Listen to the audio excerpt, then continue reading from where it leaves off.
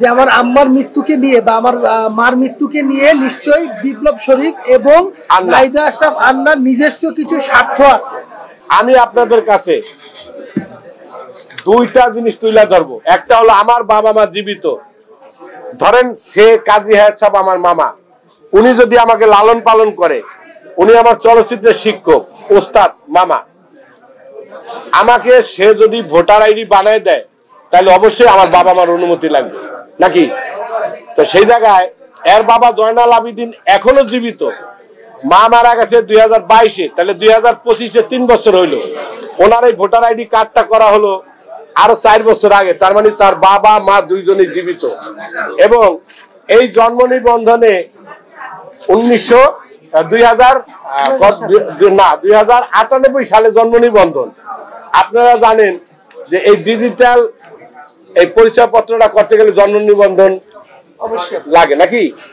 এইখানে 98 আর এইখানে তার জন্ম তারিখ 2000, তার মানে 2000 যদি তার জন্ম হয়, আজকে 2025, তার মানে তার বয়স 25, তার বয়স ন্যূনতম 35, যেহেতু সে মাধবদী নরসিংদীর মাধবদীতে সে ইন্টার লেখাপড়া করছে। তো ইন্টার লেখাপড়া করলে তো যদি 16, 17, 18-তে মেট্রিক হয় তাহলে আরো 2 বছর যোগ দেন, কত হয়? 20। বাকিটা ইতিহাস, আমার আর বলার কিছু নাই। আমার বোন, সহকর্মী, বন্ধু সে বলুক।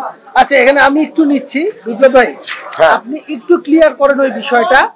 বিজনেস বাংলাদেশ যে চ্যানেলটা, ওটার মধ্যে ওর উক্তিটা ছিল এরকম যে আমার আম্মার মৃত্যুকে নিয়ে বা আমার মার মৃত্যুকে নিয়ে নিশ্চয়ই বিপ্লব শরীফ এবং নাহিদা আশরাফ আন্নার নিজস্ব কিছু স্বার্থ আছে, এই জন্য মানে তারা আমাকে নিয়ে এই অপবাদ গুলো রটাচ্ছে, এই হচ্ছে বিষয়টা, এটা ক্লিয়ার করে। আচ্ছা ভাই, নাহিদা আশরাফ আন্না এবং বিপ্লব শরীফ তাদের কোনো ইউটিউব চ্যানেল নাই, তাদের কোনো টেলিভিশন চ্যানেল নাই যে এখানে আমার ভিউ বাণিজ্য আছে।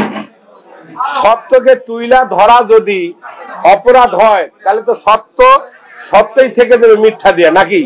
তা আমি ওই দিন জেরা করছিলাম উকিলের মতো, যেই মেয়া তোমার মা বাবা সে না, কিন্তু আপনারা সত্যের পথে লড়েন। আপনারা তো তার রাজ সাক্ষী যে ও কিন্তু স্বীকার করছিল যে হ্যাঁ আমার মা অঞ্জনা তিনি আমাকে দত্তক আনছে, আগে কিন্তু বলে নাই। সে বলছে তার জন্মের সেইখান থেকে আসছে দত্তক। দত্তক বলতে কি বুঝি?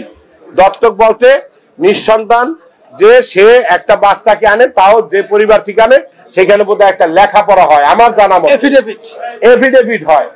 আদৌ কি সে আপনাদের কোনো কাগজ দেখাইতে পারছে? মনে হয় না।